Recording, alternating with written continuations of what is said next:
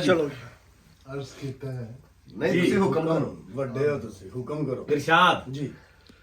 तरके उल्फत की कसम तूने जब खाई होगी, तरके उल्फत की कसम तूने जब खाई होगी, तुझको उस वक्त मेरी याद तो आई।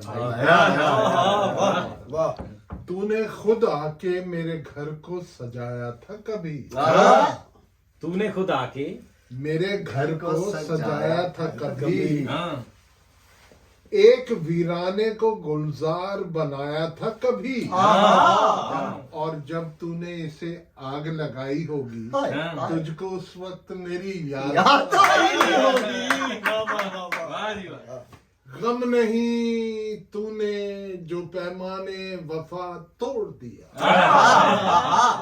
क्या अंदाजे पे गम नहीं गम नहीं तूने जो पैमाने वफा तोड़ दिया, हाँ। दो कदम चल के अगर साथ मेरा छोड़ दिया। वाह जी अपनी मंजिल को किसी और की तरफ मोड़ दिया,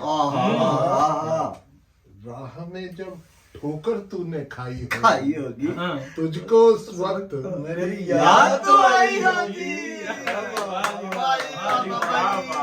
क्या बात है, क्या बात है। प्रकाश साहब, निकले प्रकाश साहब तुसी भी जरा